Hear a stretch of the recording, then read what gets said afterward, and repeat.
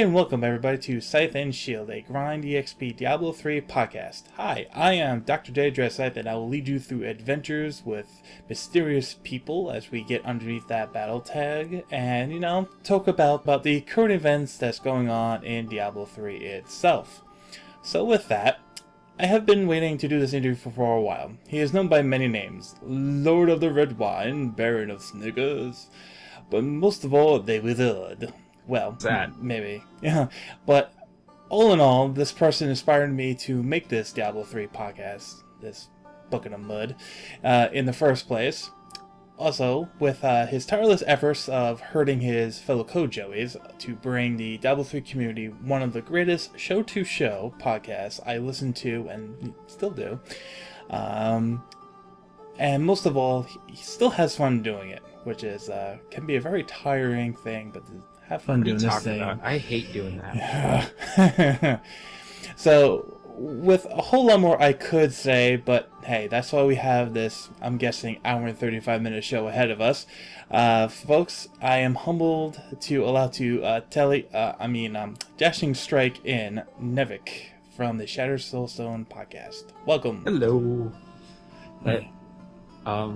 What should I say? Your flaws are revealed. Something like that. See, JC Monkey challenged me. I think I crammed at least 6 or 7 nuances in there that people will be able to pick up on. Maybe, if they're familiar at all with Shattered Soulstone. And if they're not, they just get up to speed. It's a Cliff Notes, Nevik James style. Yep. Alrighty. How are you, Dred? As we said before we got going this thing, I'm much calmer. Got the internet situation figured out. Well, it is always fun to have. Yes, it is. Not so much figured out as it's working, but we just figured it out. It winds up being, long story short, the wireless internet I've been working off since we moved into our grandparents' apartment almost 2 years ago is only a 10100.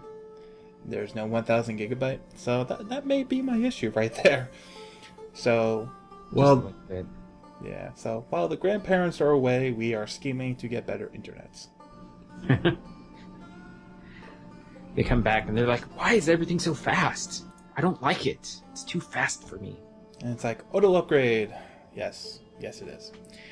Of course, you know, with a router, you could always, throttle their bandwidth. So that way they would never know, and you could hog it all for yourself. Well, online solitaire doesn't take up that much. True. But you got to think about all those old timey shows on Netflix that might be watched. I don't think they understand the concept of Netflix. Yeah, it's very interesting to think about how I grew up without the internet until I was graduating out of high school, and my daughter has never known a world without the internet. It's pretty freaky to think about. And be like, what are you talking about? I can't just watch whatever I want on whatever device. No? There was a time where Google didn't exist, that I couldn't get my answers, that you would have fights on who had the bigger argument skills, and then they were right even if they were wrong later. Mine explode. It's like, which king of England had the most likes on Facebook?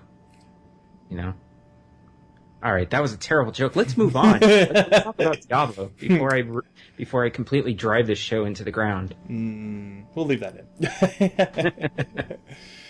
I sure hope so. Yes. Tangents on mine. So, yep. Diablo, what's been happening? Surfcore, Demon Hunter, seasoned character. Been slow rolling the Greater Rift for legendaries and gems. Been working out quite nicely. I have about half the gems already now. And slowly getting up there to where I can do Torment 1 a little bit more consistently just by itself, which granted is the better way of getting gear. And I think the more honest way of doing it, rather than just slow rolling Greater Rifts. which is kind of annoying, but I'm actually at a point in the Greater Rift where I kind of have to go full force, because I can only burn like 2 minutes on the counter, so it's like, just go for it now. Right. Yeah, as for myself, if you have listened to the more recent episodes of Shattered Soulstone, which, two shows have been more recent in the past, and then there was, like a month break, and then another month break, and but I'm going exclusively hardcore with this season. I have a monk, which may shock a lot of people, but I fell in love with a monk. I so much so it's like, what's a wizard? I used to play a wizard. What are you talking about? That's crazy talk. But my monk is currently face rolling Torment 1. Torment 2 seems to be no problem as long as I'm in my quote unquote best gear. I just recently completed Greater Rift Tier 15, which is not great, but I don't have all the time in the world, and although you think I would, because I'm off work because of my disability, but that's fun. Well, Greater Rift 15, that's actually not bad, especially if you're only really doing Torment 1 as far as regular play, because I know my Demon Hunter on normal, we have to start using this like a normal hooker, normal season, like non-normal. Yeah. God, it's getting too complicated. Your non-seasonal character. My non-seasonal softy Demon Hunter that can do Torment 6 gets up to around 24, 25, and that's like, luck has to be on my side and not get, like, for crying out loud, Blood Maw as a Rift Guardian, because then otherwise you just might as well give up. Yeah. So getting 15 is not that bad. I think my Demon Hunter right now, just barely getting into Torment, is probably going to top out around Greater Rift. God, too many terms.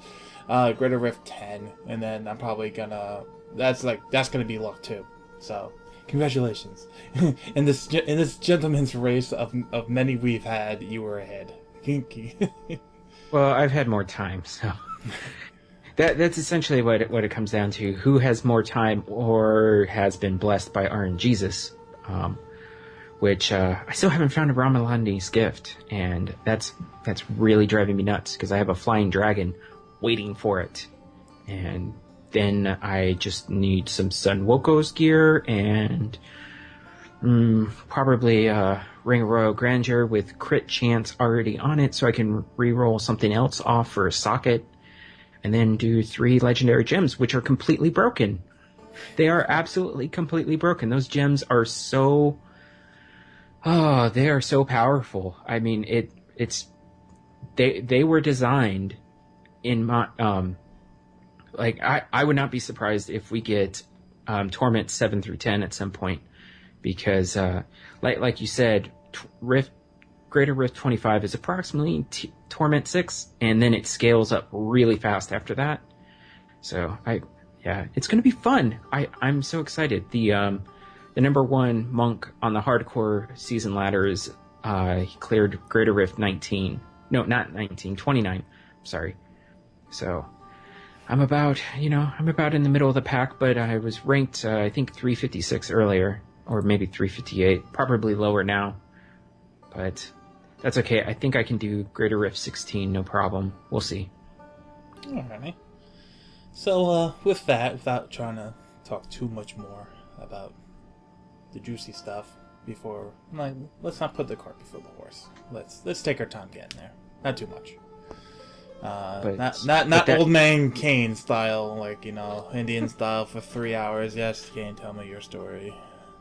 Well, you got to be careful because I might be unhitching the cart and we might be going down a hill into, deep, dark recesses of the proverbial Dawnforge pouch. I expect that, don't worry. So, let's move on to the first part of the main interview before we get to the discussion point, which, if you haven't guessed by now, is patch 2.1, all the fun stuff that comes with it. And depending on how much more we have, how much time, how long we run, maybe we'll do some BlizzCon predictions for just specifically Diablo, but we'll see how much time we have by the time we get there. So the first part is, just a set of questions if you listened before, if you had it. And then the part B will be rapid fire questions, which I'm beginning to curtail to individual people, not pulling from a list anymore. I find it's more fun that way for me, at least for me. So with that, we'll start simply. Where does your name come from, and is there any history behind it? Well, the whole Nevik thing started, I was, for a long time, I was known as, well, maybe I don't want to go that far back, but let's just say I decided to go with a different online handle at the time, and I was pretty big into this, goth and industrial music, and I was listening to a lot of Skinny Puppy, and the lead singer of Skinny Puppy's name, his name is Nevik Ogre, and I was like, oh, I kind of like that name, but I kind of don't want it to just be Kevin backwards. So I was like, let's swap the E and the I, and oh hey, now it's pronounced Nevik. That sounds a lot better. I like that. And of course, this always leads to people calling me Kevin, or sometimes they assume my name is Kevin. Until Twitter happened, and I couldn't get Nevik on Twitter.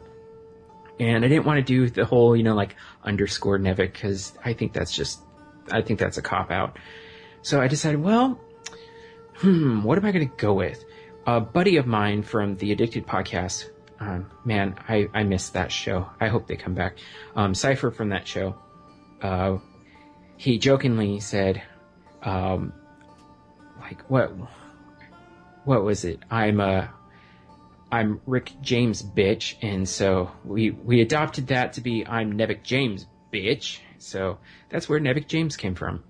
And now I get called James by everybody, but that's okay because, wow, do I want to cite? Yeah, might as well. A long time ago, in a far galaxy. Yeah, in a world far, far away. And while I still lived in San Jose, California, I used to work at a mom and pop well, were they mom and pop? I guess so, but it was a small video game store. They did sales and used games and rentals and stuff like that. And one day we had a new manager, and he couldn't get my name right. He just kept calling me James. Well, all of my friends hung out at this store, and so they just kept calling me James. So it kind of, Nevik James and the whole James thing, it fits in. So it was like, oh, it's perfect. It's kismet. It's perfect. So that's where Nevik James came from. I could never have guessed that in a million years. I know, it's exciting, isn't it? I actually blogged about this a long time ago, too. I know what blog that is. I've seen it. I've seen the mysterious blog. Yep. The mysterious blog of the origins of Nevik. The infamous. We're going to go Laura Croft on this kind of stuff now. Alright, so moving to the next question. How old are you, if you dare? I always give the option to the people. And what is your profession, work, study, all three? Anything you want to let us know in. Well, I am now 37 in a row. If you catch that reference, that's great. If not, go watch Clerks. And well, I'm a courier / driver. I do driving. That's what I do. I love it. It's a sense of freedom. But currently that job probably contributed to the condition that I'm in because I have pinched nerves in my feet, so that's my disability.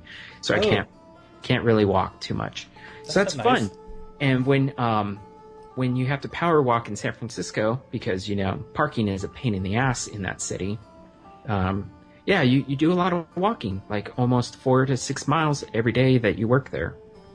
So when you can't walk without pain and your job involves a lot of walking, that's not a good combination. So yeah. But no, not really. In a former life, I used to be a graphic designer, so And I also did some QA testing for Namco. That was fun. I miss those days. But yeah, that's what I do.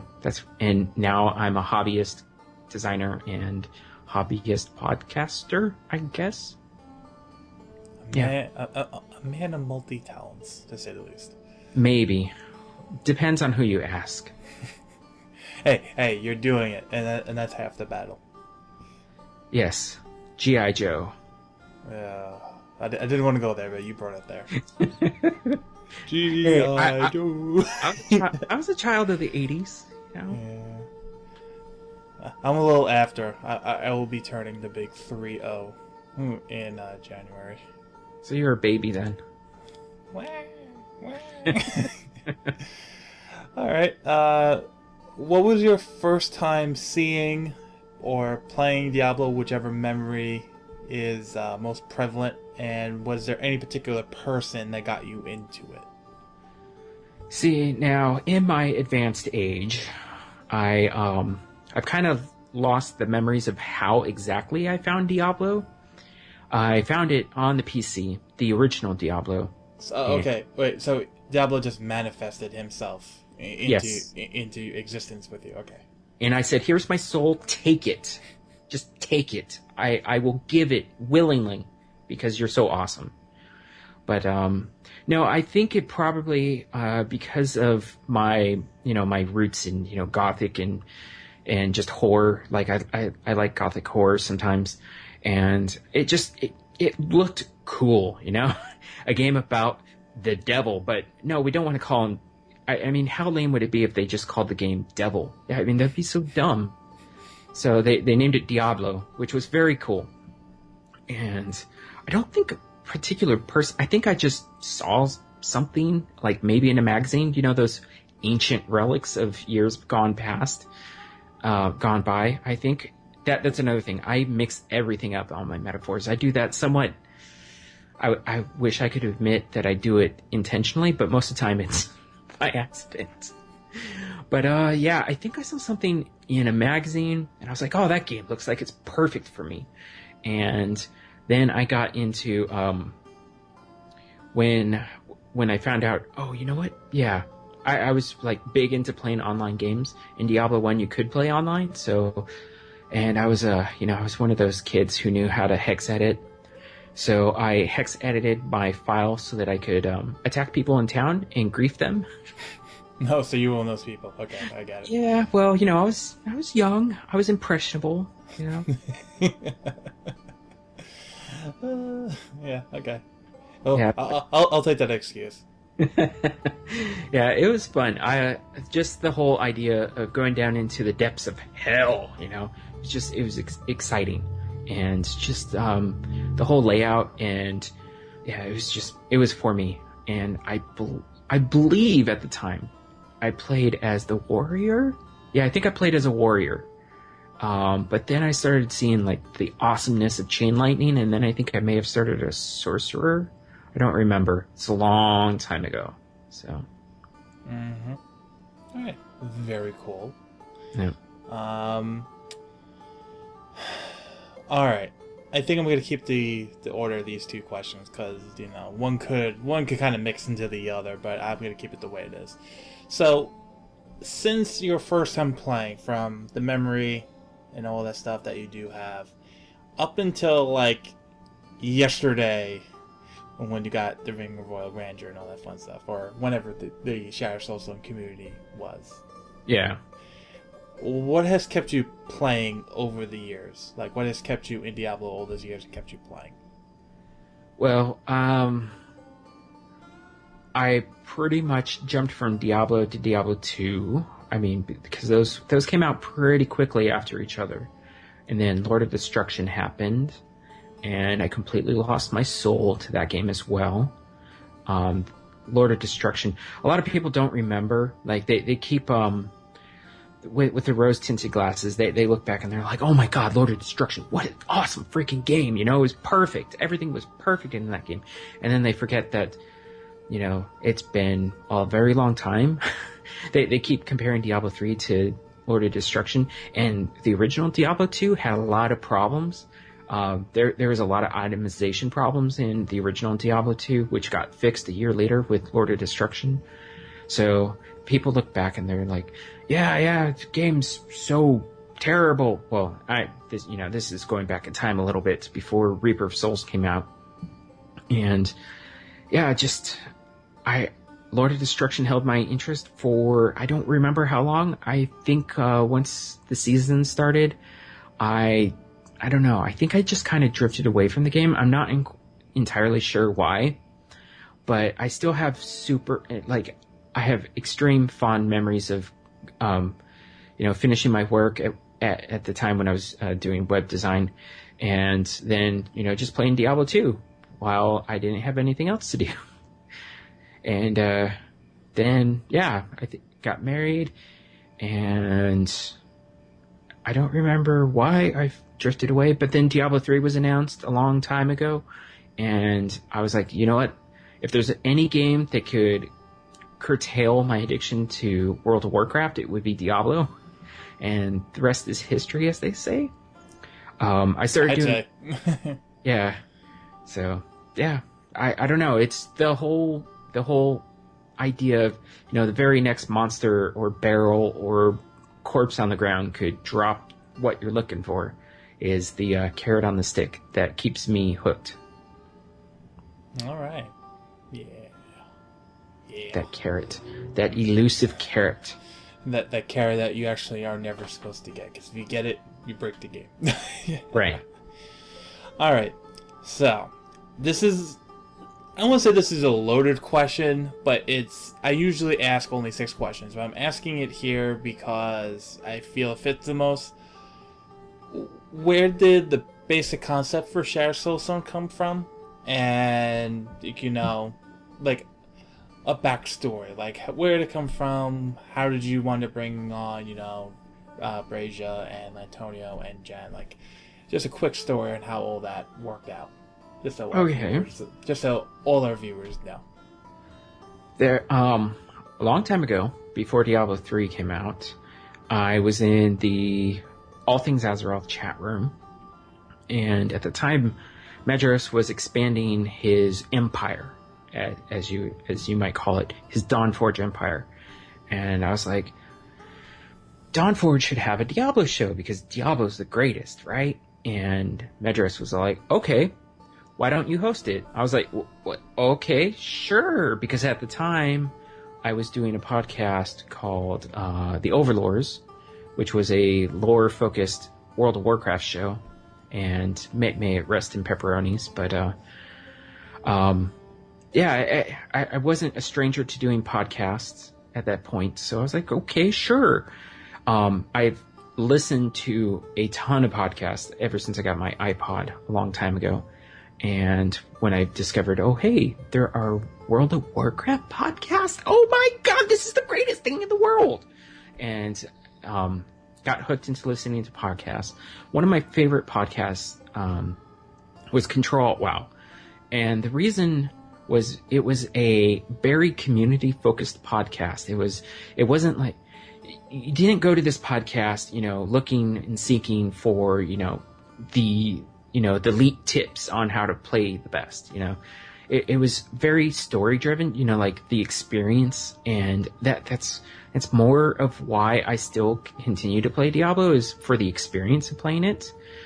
And so I thought, okay, well, there's already another Diablo podcast out there that does news, does, in-depth analysis on classes and skills and everything.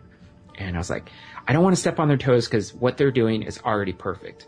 So let's take this podcast and, fill a niche that's not, or a niche, at however you want to pronounce it, let's take it in a different direction. Let's go with the community focus. So I drew a lot of inspiration for how to format Shattered Soulstone from Control Alt WoW. I mean, the format's almost identical. not quite anymore, but that's more or less the origination of the idea, the inception of it, as it were. I did not pick Medros and Jen as my co-host. Medros picked them out for me, and the first episode was just, we I don't even think we had talked to each other before that. We might have. No, I don't think so. But I knew Jen from her Back to Basics on All Things Azeroth, and I had never heard of Brazia before. So it was 3 people coming together and seeing if the spitball would stick on the wall, and it did. That seems like the most awkward first triple date ever. Yeah, but it worked. As awkward as our first episode was, it worked. During the course of our first recording, we found out that all 3 of us had, different angles that we were going to be approaching the game. And it's funny to think back about that, because my angle was, I'm going to play a wizard, I'm going to PvP, I'm going to, melt faces in PvP. Well, PvP never really came to fruition in Diablo 3. And now Heroes of the Storm is out, so we may never see PvP, but that's fine, because I can go, get my PvP-ness out in Heroes. But yeah, that's more or less the backstory to Shattered Soulstone. And our 4th Musketeer, Lantonio, he came to us, I think, did we make him an official host at episode 13 or 17? I forget. I think it was 17. But yeah, we decided that we needed somebody who was super hardcore. And Lantonio was super hardcore into Diablo 2. So we were like, he will, he'll fill out that other quadrant that we need. So there you go. I feel educated. I hope so. I'm doing my best. All right. And the last question of this part is, it kind of dips and dabbles here and there, but going forward, looking at Reaper of Souls and beyond, what is your greatest hope for this game? My greatest hope is that, well, I know the game is going to be supported because it's doing well, especially now with 2.1, and I think we're going to have seasons. My biggest hope is that we get some seasons in the future that have maybe augmented gameplay rules. For example, although I never really participated in this quote-unquote game style in Diablo 2, the whole live off the land kind of idea where you can't repair might be exciting. It would make hardcore even more hardcore, because you're not hardcore enough unless you live off the land. So that might be fun. Or, there's a couple of other ideas. I don't know. But mainly I want to see, my biggest hope, actually, beyond all of that, is that our clan and community system becomes more robust. Right now it's kind of bare bones. It's functional, but it could be so much more. And that's what I'm hoping for, is that we really see the community aspect of this game, developed upon, and what's the word that I'm looking for? Well, just not harvested. Harnessed, no. I forget it. I can't come up with the word, but needless to say. Developed? Yeah. Harnessed. I keep wanting to go back to that. No. Anyways, yeah, that's what I hope for, is more robust UI and community stuff, because right now it's so bare bones. Yeah, I agree with you on that. As being a member of the SS cast clan, it would definitely be nice to have that. And just in general, for toggles, for searching, Yeah. God forbid, organize a keyboard and killing event with your clan and organize times and everything. Not a full-blown calendar, even though that would be nice, but right. An events tab where you can schedule, 3 or 5 events would be always nice. Yeah, because right now everything's done ad hoc and or externally through possibly a community website, which the Shattered Soulstone has, but honestly, I haven't developed that enough. Sometime soon, Soon, TM. The infamous TM. Yep. Alrighty, so with that, we will transition from lovely Part A to Part B. And that is the best of times and worst of times. This is basically 8 rapid-fire questions that I've designed for our guest over here, BlizzCon.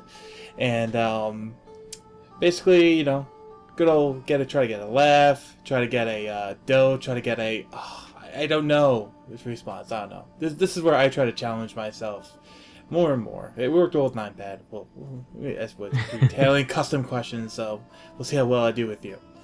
So, first question, once and for all, for crying out loud, what is your favorite candy? My favorite candy is Three Musketeers. I knew it. I knew it. All right, second question, monk or wizard? Pick one. Monk. Yep, And no no hesitation on that either. And there was a cries throughout the universe as a million voices subsequently died. Okay, third question. The one item, besides Ring of Royal Grandeur, the feeling's mutual, and you got your third, I got my fifth. What has been the most pain in the butt item that's been giving you grief? What am I chasing? I don't even know at the moment. I mean, I'm chasing Sunwoko's set, and that's proving to be problematic right now in season play. But there's not really one particular item that I'm absolutely seeking. I mean, because I got my Ring of Royal Grandeur, so all is well in the world. So, at this point, it's like, oh, everything's cake, icing on the cake. So. Everything is better after the Ring of Royal Grandeur. Okay, we'll move on from there then. Where's accidental salvage or lost item? Okay. What was it? I deleted one character, and on that character's follower, the Enchantress, was, I think one of the Grand Viziers, and it was, like, almost perfectly rolled on Magic Find, and I deleted that character, which was a wizard. It was my secondary wizard, and I regret that. So, yeah, that's the long and short of it. Alright. Fifth question would be, graphic designer, kind of pay attention to your surroundings. What's your favorite scenic place to fight in the game? Ooh.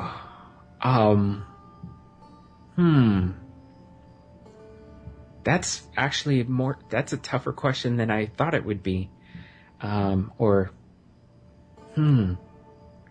See, there's pretty much, I don't have a favorite zone in the game.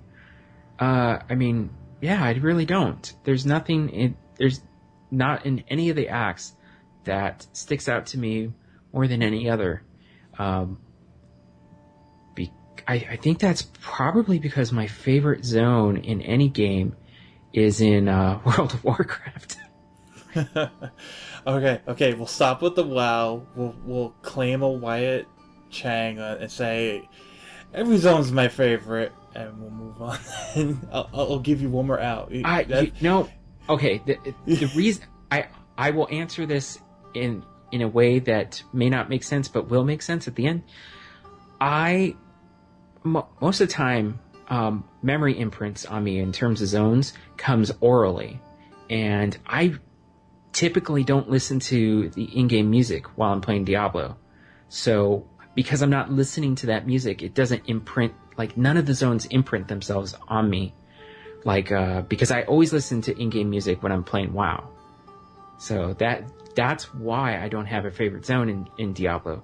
I mean, aesthetically, I might go with Act 4, like the whole corrupted heavens idea, but, that's kind of a cop-out, but that's my answer. Alright. Combats alike. Yeah. Mr. Monk over there now. Alright, no more. You have to answer the next 3. No more cop-outs. Most anticlimactic legendary identification. This is another tough one, because, I mean, I could... Oh, wait, you said no cop-out, so I can't say troll thorns. No. Definitely not, because that's everybody. I had most recent one. I had a Count Julius cameo drop for my monk in season play. I was like, yes, finally, Arcane will no longer be the bane of my existence. And it rolled intelligence as main stat. And I was like, thanks, Blizzard. Because then you can't roll a socket if it doesn't have a socket. Right. Isn't it amazing how we're actually saying that now? Nope, can't do that because it can't get a socket now. Oh, that's so strange. Blizzard, Yeah. What have you done to us all? Second to last question is, who's the next big daddy in your mind? And by daddy, I mean person we gotta kill. Oh. I want to say I really want Zoltan Cole to come back. Really want him to. I want to go around the world and collect all 7 of his parts, including his third leg, but You have an odd obsession with Zoltan Cole. Zoltan Cole is quite possibly the coolest guy, no pun intended, in Diablo 3, and he got shafted so hard because he's like right before Belial, and Belial, while one of the more difficult and intriguing and interactive boss fights, it was like you forget about him because you get to Belial and you're like, oh, hey, look, hey, there's a little Emperor kid that I knew was Belial all along because, it's so predictable, but he was so cool. Just everything he was saying. I really, really wish that he did not get so, squashed. But I guess you could say he had res sickness. So. Oh, the punny. Oh, the punny indeed. So he was only at 10%, right? Yeah. All of his stats were nerfed by 90% because of res sickness. You have woken me too early, Major Dome Executed. Too soon. Too soon. Alrighty. And the last question. Okay, maybe this is a cop-out on me. But I feel it's obligatory for Brazia and Antonio. Are witch doctors just that bad? Yes. I have absolutely no clue what the heck I'm doing with a puke doctor. I have an admission to make. I did get malpractice up to 70. I felt it was only fitting that I had all 5 plus the secondary class leveled to 70. So getting there was not fun. It was not fun. And I have absolutely no clue how to play Puke Doctor. I mean, it really doesn't make sense to me. So, yeah, they really are that bad. They're terrible. I hate them. Okay, well, Brazia, Lan, I feel your pain now. I feel like I'm on the show, every show now, in spirit. Like, Nevik just doesn't get it. Yeah, I'm still hoping that we get another intelligence class in the game because just having one is not good enough. We need 2. Yeah.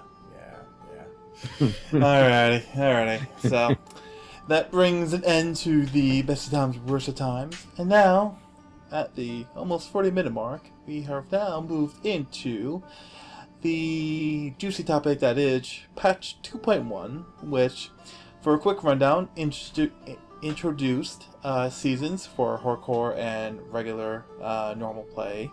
There are specific legendary items for the season that will go into the regular item pool once the season is over. You'll be able to carry over basically everything, including the character from your season, from the seasons to non-seasons, whether you play hardcore or normal. Yep. They also introduced Greater Risks, which is supposed to be a more challenging mode than you could even say to the Torment system, because it scales faster. And with the introduction of that, there was also these new legendary gems that they've been talking about, which are, I don't want to say fun little tweaks, because that kind of diminishes their power, which they have a lot of. And they go into your regular armor sockets, but only for jewelry, such as both your rings and your amulet only, so keep that in mind when balancing the pluses and minuses. And they also can be upgraded. Yep. you need to upgrade them from rank 1 to 25 to unlock the secondary effect. And as we were just talking about them, only 3 of them max out at 50. The rest of them will scale indefinitely, if I got that right. I do not know the 3 that will stop at 50. It was the Boon of the Hoarder. The oh my goodness. Maybe if I go to Twitter. Yes. The Gogok of Swiftness and the Invigorating Gem. I'm not sure what the Invigorating Gem is. Okay, so just doing quick rundown, so people understand what we're talking about. So we have gems, we have the Greater Rifts, we have seasons, there's a whole bunch of class tweaks, some older legendaries that, when we were first going there, they were the quote-unquote progressive or progression legendaries. You got them, they had a little higher stats, but they didn't have any legendary affix on them. A whole slew of those progression legendaries now have legendary affixes on them, which for a bulk of them has almost done a complete 180 from I'm gonna get a Forgotten Soul to I may actually use this in a build. So I'm still. Oh, you know what? Darn it!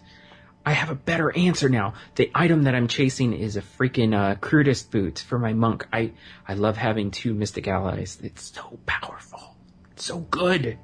So good. That's what I'm chasing. Okay. You're redeemed, I guess, somewhat. So that's a quick rundown of what we'll probably just get into. So I guess it's been about a week and a day. We've done a lot of season play, had a community, the Shattered Soulstone community talk, where we got other people's opinions. So what is your opinion about this patch? And I guess whatever you want to talk about, we'll kind of go in afterwards. I am absolutely smitten with the game again. I had fallen a little out of love with Diablo, just because I was hitting that gear wall, and I don't know. There's just something that wasn't there anymore. And then the patch 2.1. I mean, we all knew it was coming, and we knew seasons were coming, and we knew all these changes were coming, and it was just like, oh my goodness, when is it gonna get here? And then it came, and it was good, and we drank beer, we laughed, we cried, and it was fantastic. I absolutely love everything in patch 2.1. I do kind of, there's a couple tweaks I'm hoping for. One of which is I wish we could select a greater rift level of our choosing up to, maybe for example, you blow through one of the lower greater rifts and you get a keystone for rank 16. Well, when we go to the obelisk, why not allow us to pick any level from 1 to 16? Why not? Of course, I guess they didn't do that because then you could just continually do I'll do rank 7 and then boost back up to 16. I guess it's kind of a mechanic to make you go back into regular rifts to get the greater rifts, or to get the key trial keystone, whatever it's called, and which now has been dramatically increased in drop rate, so that's fantastic. Yes, breaking news, hotfixes. Follow your local Nevilistus for your greatest hotfixes needs. Yeah, but I love the PvEVP aspect of the leaderboards.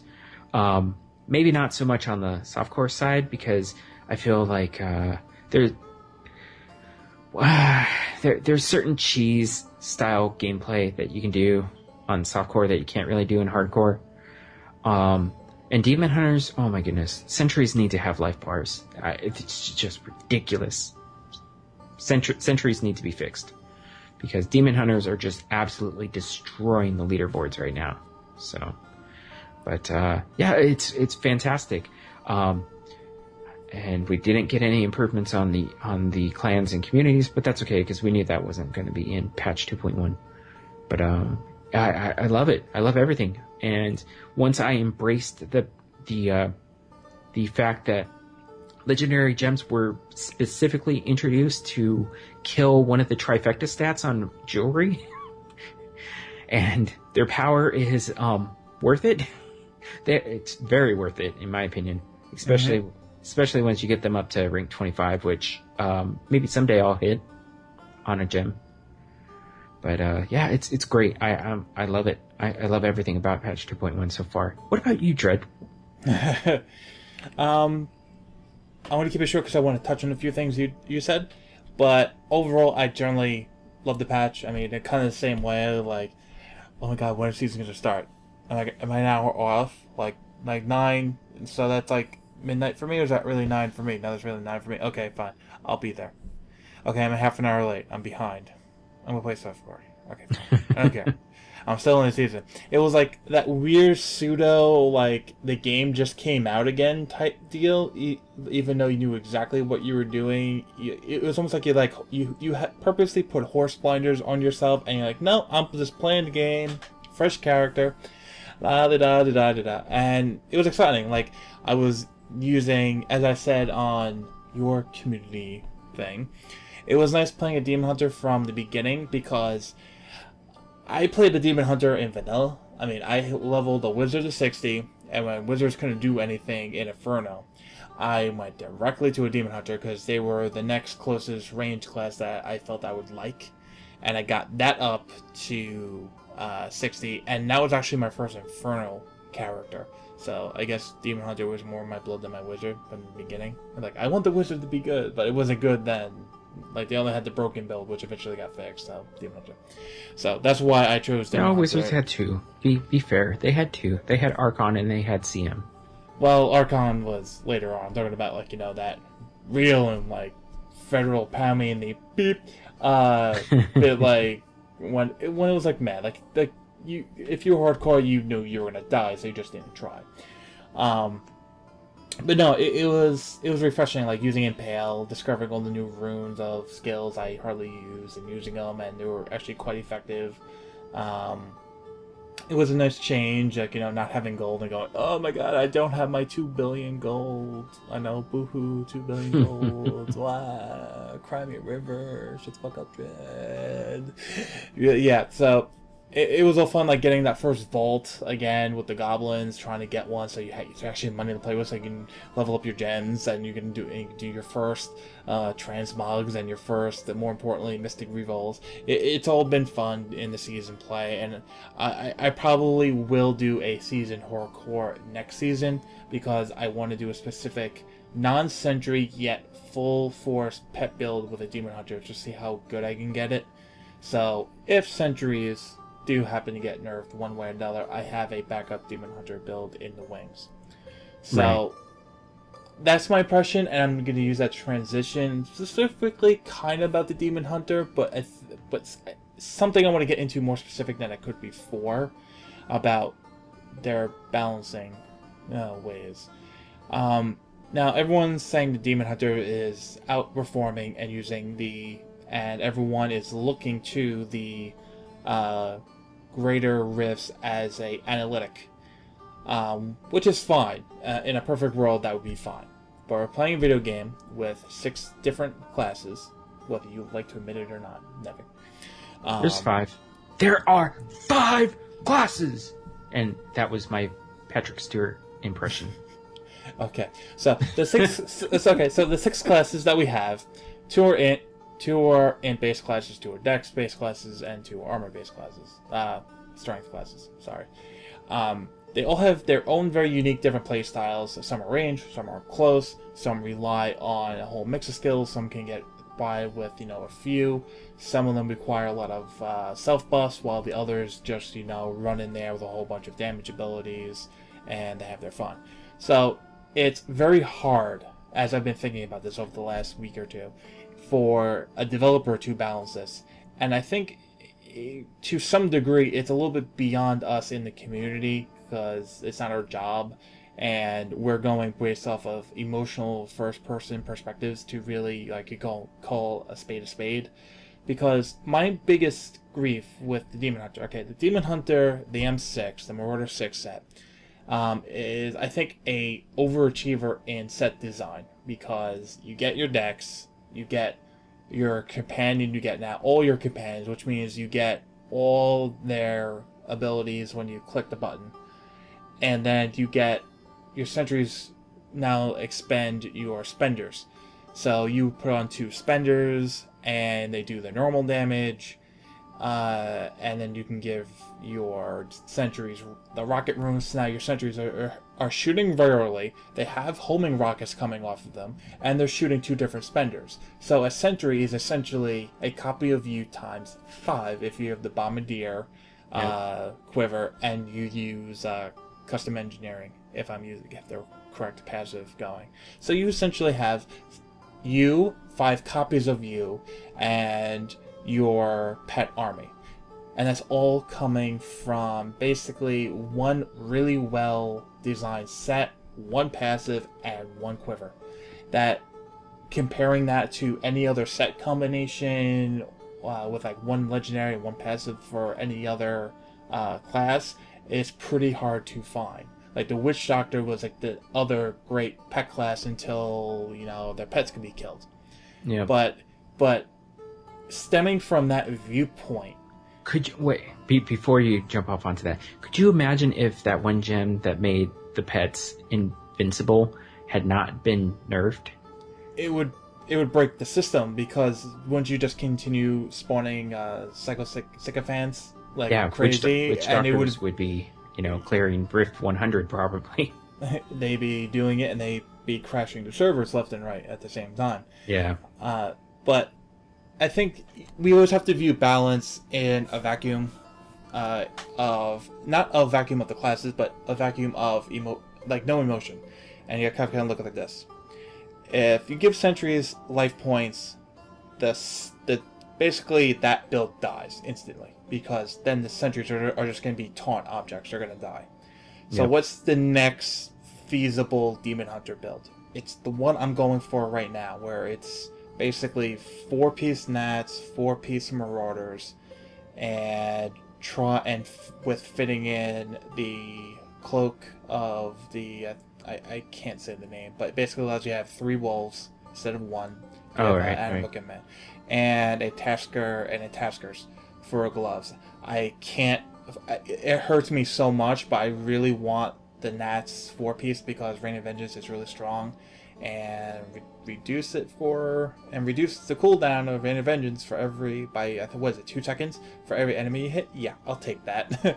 I'll just spam that all day long, as well as having really strong pets. The only thing I hate the fact I can't get in is Adept Diggers, because then primary skills do that. I would put a Simplicity Strength gem, which at max would be 50% on top of a potential 100 from Depth Diggers. So now Bolas or Hungering Arrow do 150% more damage right off the bat before you put any kind of skill or elemental bonuses to that. So it's crazy, but unfortunately you can't do that. So if it's going to be a pet build, you do the Taskers and you do the Wolf, because you maximize your damage potential and you give your pets a little more oomph. So that becomes the next default spec. And if that works out, and if that's overpowered, then everyone's still going to be going away. But the problem is not the class. Everyone says, "Oh, nerf Demon Hunters, nerf Demon Hunters," when it really should be, when people are really saying, "Nerf the set, nerf this set, nerf this set." And when you say it that way, it doesn't sound so nice, because when you think about it for your class, it's like, nerf my set. Like, I don't want that. Like the Witch Doctors and everything, with their pets basically being able to die. I mean, I think they would be the first ones to say, like, I don't know so much about that. And when you kind of look about other classes, like, okay, like, take one of your set's abilities and like just tweak it ever so much so it's basically useless. I think it's basically at the point where we need first thing we need every set to be equal. Like, the power needs to be equal. And they've stated this before, and they're working on this. But also at the same time, people need to realize if there's too much item balancing instead of class balancing, those items are not items. They become item crutches holding up a broken class. And if you strip the items away, you see the broken class at its base. That's something I've said kind of sort of about the Wizard, even though, Firebird's Chain Apocalypse build is a thing now. And Firebirds is actually pretty good. It can be worked in, but would it be updated? The witch doctors need a little love. Monks are in a pretty good place. Monks for could real. still use some love, according to the leaderboards, but pretty good also means there's always room for improvement. And I know this has been a long little tangent of mine, but it's something I just feel strongly about, and I hate when people say nerf this class, nerf this build, when they don't take it to say, oh, what happens if they nerf your build? Okay, what's your next build? Oh, you don't have one? Shut your mouth. It's like, yeah. It's like, and you have to think of development processes and what makes logistical sense. And if they're going to nerf sentries, pure pet build is going to take over, because that's the only other kind of legendary set build demon hunters really have. And that's going to be the only real feasible one to you. And then, what's the point? You nerf the build just so your build that's not improved is a little bit more equal in greater rifts. I mean, I understand challenge for the sake of challenge, but nerfing nail players so you appear to be better in your leaderboard doesn't do anyone any good. So, yes, little mini rant. I'm sorry, folks.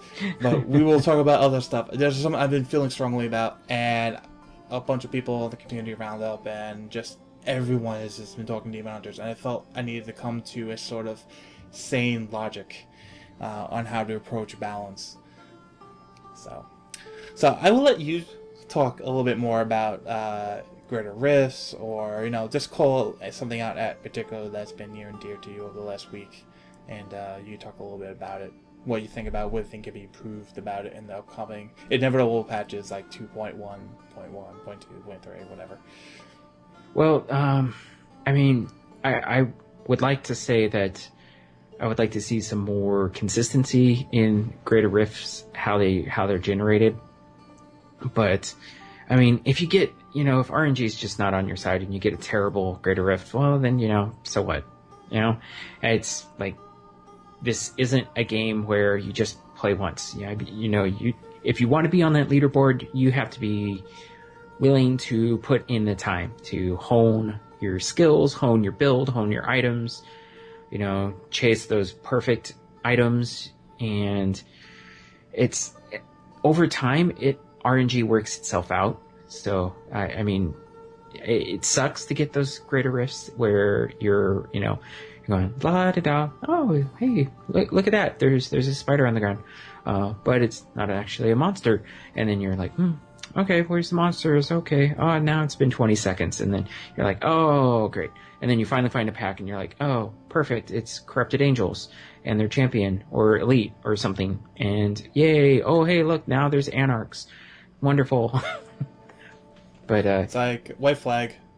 Yeah, it's like, okay, well, if you're playing hardcore, it's like, do I really want to die today? It's like YOLO. But the biggest thing when I was leveling up my seasonal monk, I was shocked at what I was doing with him. I thought I would play very conservatively, go with sword and board with my monk. That didn't happen. I think around level 50 or... yeah, probably around in the 50s, I started to go, you know what? These two-handers are a pretty substantial DPS increase. Let me just go with it. And that's what I did. I went with two-handers, and I have stuck with two-handers ever since. I mean, I still would kind of like to go to two one-handers, but at the moment, I'm really enjoying the playstyle of the monk that I'm going with. I'm still looking for Ramalani's gift so I can go back to a flying dragon, but I found the can't remember the name of it, but it's the one that increases the damage of your wave of light and decreases the resource cost. So you can more or less spam it a little bit. And since I'm going with the lightning build, I went with the lightning pillar, and it's just fun dropping pillars on heads. It's so much fun. And then combine that with so many fantastic combinations. Now, while they're far from optimal, because there's holy seems to be the monk, the path of the monk now. So eventually I'll get there, but just the whole idea of the greater rifts, I like it. I like the competitiveness of it. I'm hoping to stay within the top 500 of seasonal hardcore monks. We'll see if that happens or not. I don't know if I'm going to have enough time or enough drive to, or maybe enough balls might be more appropriate to push into those higher levels. I mean, balls of steel. Sorry. Yeah. But yeah, I love the idea of I'm going with Monk this season, and I think I've already decided that next season I'll go Barbarian, and who knows who I'll go with next after that. But I think I may play exclusively hardcore on the seasons, and in those in-between times I'll go back to my softcore side and, you know, really push what I can do without, you know, worrying about losing my character and all those hours of time that I've invested into them. So it's just, I love it. I love everything about it. And I love the fact that we'll continue to see new legendaries, which will open up new combinations and new weird play styles in the future. Because that was one of the things that I loved about Diablo 2. You could really go off the beaten path and do something really weird with the character if you wanted to. Like, I played a barbarian in Diablo 2. Well, he wasn't my main, but he was kind of a fun project.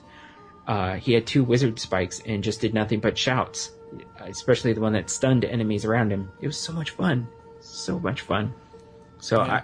I like the fact that we're seeing all these builds be maybe not you know, optimal, but they're viable, and that's fantastic. And I'm seeing more and more builds that are viable. And while I think the Greater Rifts at some point will kill some of that viability, I think a lot of people are going to start copying other people, you know, and we'll start seeing cookie cutter builds and, you know, oh, you need this item with, you know, this gear set and, you know, do these gems, and that's going to happen. And that's fine, because, you know, that's just the nature of competitiveness. Everybody's going to be copying each other, and just, I don't know. I don't know why. I don't know where I'm going down with that path, but it's been so much fun. I mean, I really wish that I had more time to play right when the seasons opened up, but that ended up not happening, and I didn't get into the top 1,000 on the hardcore side on reaching level 70. But you know, that's fine. That's fine. Whatevs. You know, it's okay. Yeah, it works. I mean, the point is you get in there and you try, and you give it a good try, and if you make it, like, congrats, like you made it. If not, well, try harder next time. I will say this. I think if you have, you know, if you have a community of people that you're playing with, or just, you know, a bunch of friends, while you may not be competitive on the, you know, the leaderboards, you might have competitions with your friends, you know, see who can get to the highest Greater Rift tier, you know. And if you're not playing with friends, I think you're playing it wrong. You're playing the game wrong. So, I mean, and I don't mean that like you have to play multiplayer, you know. I don't mean that. I mean playing with friends on Mumble, or, you know, just being part of a community. I think Diablo is best when you're playing with friends. And I think that's Blizzard's MO now, is this game is good, but it's better with friends. Yeah, it really is. Like a whole bunch of people in the community, when they were helping me out on my... I originally said 1,000, it was more like 1,500 bounty dry spell trying to get a Ring of Royal Grandeur. You have my deepest sympathies for that, because my sophomore monk still does not have a dexterity Ring of Royal Grandeur, and I don't think he ever will. Yeah, but I didn't feel bad. I don't think I felt as bad as people felt bad for me. Like, yeah, the teasing always goes in there and everything like that, but you know what? You're with a group of friends, and more importantly, like, everyone helped me, and I was like the weird reverse golden horseshoe for everybody else that helped me, because every single person got a Ring of Royal Grandeur before I got mine. So I was like, it wasn't all for naught. I mean, they helped me, they got rewarded for helping me and being a good guy about it. I eventually got mine, and then it was like a plug, it came out and I got 4 more. My sympathies to anyone who has still yet to get one ever, whether it be seasonal, non-seasonal, hardcore, or not. But hey, you might have a better shot now. Yeah. Again, hotfixes, Nevelissus. Call your local Nevelissus for hotfixes. I can't wait. I can't wait until, I'm doing all these bounties on Torment 2 and just have the Ring of Royal Grandeurs, flowing like wine. It'll be so start great. salvaging them, and then that's a sad day. Yeah.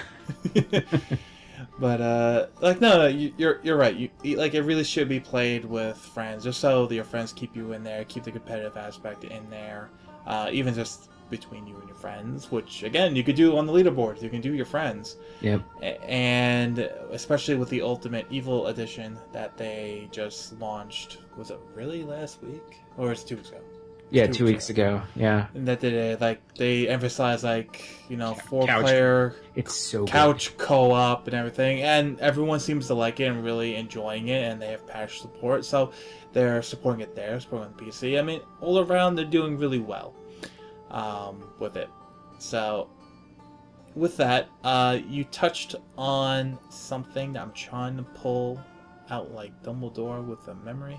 Oh yeah, two-hander, something I completely glossed over, but it has been a measurable improvement for a lot of people, and people are going, oh, I'm actually going to use this.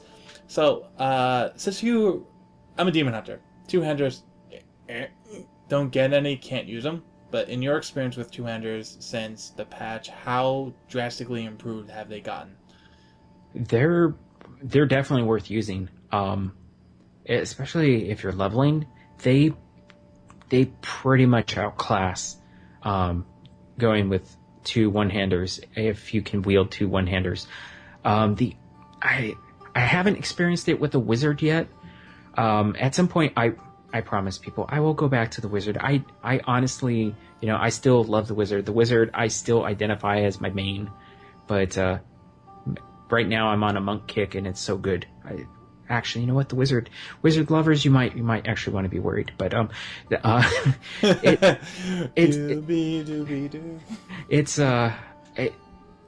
it's amazing because two-handers were just absolute junk ever since you couldn't have two sockets on them anymore. So you're automatically giving up 130% critical hit damage. That's hard to deal with. But when they gave us an additional 30% on weapon damage, all of a sudden it opened up the possibility of, these slower attacks, hitting really hard thanks to, just the base weapon damage. And when you throw even just a moderate amount of crit hit damage on it, it becomes really, really fantastic. I think there's still a little bit that can be done with them because I don't know how well balanced they are because I'm not at that cutting edge. I'm not pushing, Greater Rift 42 right now, but they feel good again. And I like it because now you actually you feel like you have an option. You can either go with one-handers or you can go with the two-hander and still work. It's great. I love it. And I think that some of them have really fantastic bonuses, like the Flying Dragon. That's an amazing Divo. Double attack speed. Oh my goodness. Yes, please. Thank you. Just don't give me attack speed pylon. No, that's too much attack speed.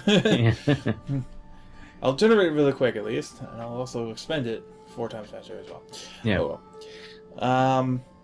Alright, so we've done actually a pretty good job throughout the list. I was going to bring up bounties, but you know what? I think with the recent hotfix that they've done, which, just in case you're unfamiliar, we're kind of making jokes and using Nevelistus. We love you. You do such a great job. As kind of like the pun, if you haven't heard or haven't read the forums, literally only about an hour ago at this rate, there was a hotfix that included a few things, one of which was, they used the terminology correctly, drastically increase the chance of a bounty-only legendary dropping, and this will now scale with the difficulty that you're playing on. Yeah. So this is a further buff to those specific legendary drop rates on top of the Torment 2 increase that they did a while ago. What was that, 2.05 or 2.06. I think it was Yeah. 2.06 that they did that. So the rich get richer. Essentially, I mean, unfortunately, that's how a lot of this stuff just happens to work out. Or at least the middle get richer, and the richer just like, okay, I was already there. Now I'm just getting twice as many. So I guess the middle get richer, and the people who are at the fodder at the bottom, well, unfortunately. It's somewhat of a catch-up mechanic. Once you do get into Torment, which isn't too hard. I mean, it really isn't that hard to get into be Torment 1 viable. And even Torment 2, not that big of a jump up. It'll just help you, get that Ring of Royal Grandeur with the rolls that you need. So, yeah. And I got mine on my season character before I had any set items, and I just put it on. I wore it because I knew the set items would come, and I'd have 2 now. Yeah. So it automatically improves itself the moment you get 2. So it all does fine.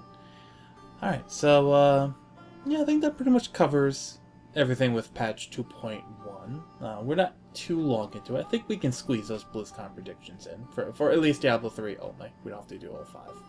We'll keep it to the Devil 2, Devil Lord of Destruction, and Devil Reaper of Souls. Yeah, that would have made more sense when you think about it.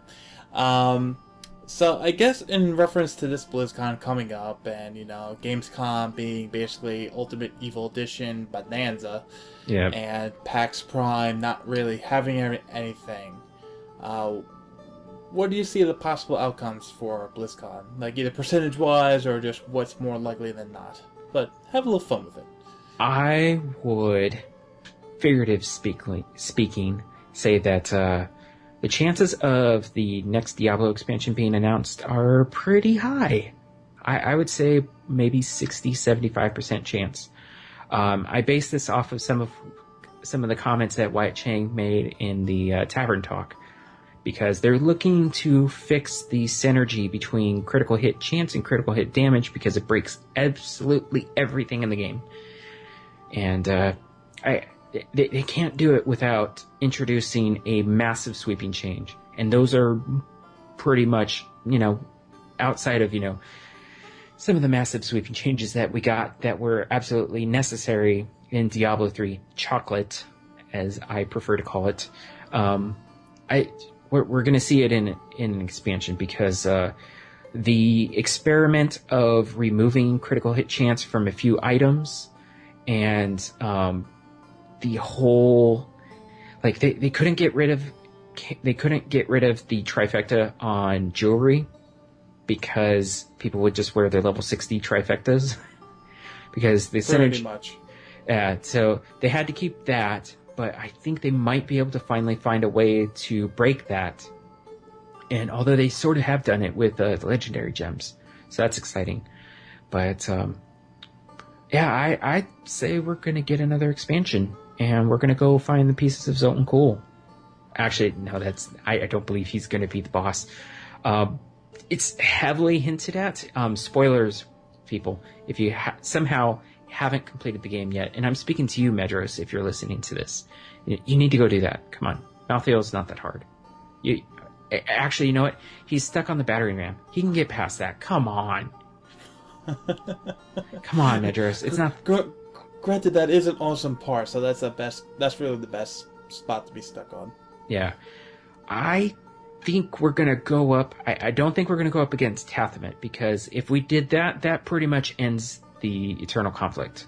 So I don't think we can do that, because Blizzard has to give themselves an out for Diablo 4, maybe in 20 years or so. Yeah, I think we're going to go up against Rogue Nephilim. I think that's what's going to happen. And it's going to be weird. The Rogue Nephilim that will be from the Church of Cool. Yeah. And, because, yeah, or if Blizzard goes the cheap way, and Blizzard has done this in the past, we might go up against Imperius, which will be sad, because I like Imperius, even though he's a jerk. I really like him. His armor is awesome. Oh god, I'm having, a mind-numbing experience. Okay. The World Stone is shattered. Yep, that it is. The Black Soulstone is technically shattered as well, right? Right. We have a sliver of it because that's how we kind of figured out where things were. I mean, it was in. I just had like a bad comparison. Oh my god, we may have rogue Nephilim that take on that have demonic presence in them, just like in Yasha and the stone that got shattered, and then demons went after it. I'm like, it's the same exact kind of storyline. Oh god. Yeah. It's like rogue Nephilim that their powers are awakened, and they take these shards and they gather them, and oh boy. Even though that would be an interesting segue into PvP, but we won't go there. We won't go there. Yeah. Is it coming? Who knows? But it could also make an interesting alternative. I don't want to say talent system, but customizing. Like, it's not exactly abilities, it's not exactly gear, but it's other things that you can mod your character that don't have to be more abilities. It could be kind of how like scrolls are in WoW, or at least their first Inception was. They augment abilities. That could be interesting as far as a concept, I would think. But as far as, like, I would hope an expansion announcement, because if we don't, then it's just going to be, here's content we have planned, here's a Q&A on why we did what we did, and you already know what we're doing, but just ask us more questions anyways, type deal. Yeah, well... It wouldn't be a well-represented BlizzCon, kind of how like StarCraft 2 was last year. There was the one panel StarCraft 2 update, which was fine. It was nice to have the panel, but if StarCraft 2 was your game and you were going to BlizzCon for StarCraft, you guys saw one panel, you're going, well, why am I here? So, I hope that, that there's enough content waiting in the wings, which we know that there is, because every season has more legendary items getting pumped in, and legendary items are coming off the season going into the greater pool for the normal non-season characters. So there's always going to be at least more legendaries to be pumped in, more transmogs for reaching 70. So I think there's enough content there to hold over for 6 months or so, but it would be nice to have the expansion announcement now. And while everyone was still getting all giddy with seasons, the second season, third season, and then, we had beta, so we were testing that out, Maybe by this time next year, we could have another expansion out, Yeah. or getting ramped up and ready, playing our seasonal characters, going, oh man, oh man, oh man, oh man, oh my god, I got this item, I'm going to be able to level so much quicker now. So It would be nice to have that, and I hope to be in the front row of BlizzCon when they make that announcement, like, Diablo 3, blah blah blah, blah blah blah blah blah blah. Yeah. My only hesitation on a Diablo 3 expansion announcement at BlizzCon is, historically, Blizzard has always announced something major for Diablo over in the EU.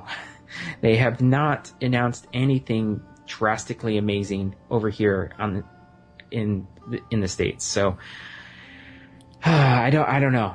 Well, it would buck their trend if they did. And I hope they do.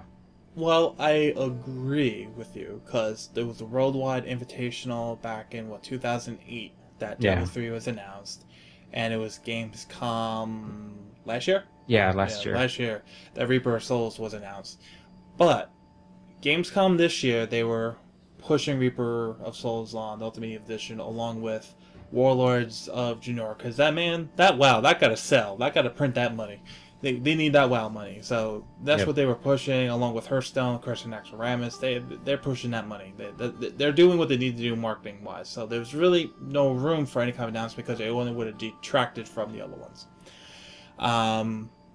We're finally going to get the third StarCraft expansion announcement.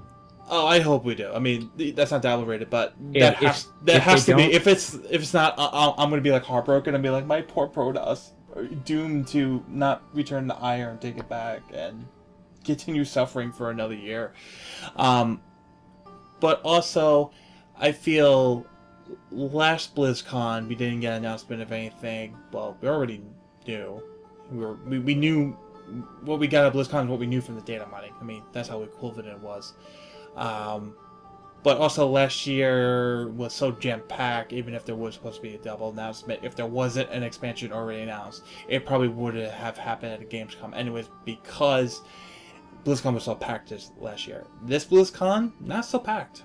Yeah. Warlords of Draenor, we know it's coming. It's going to be out 2 weeks after BlizzCon.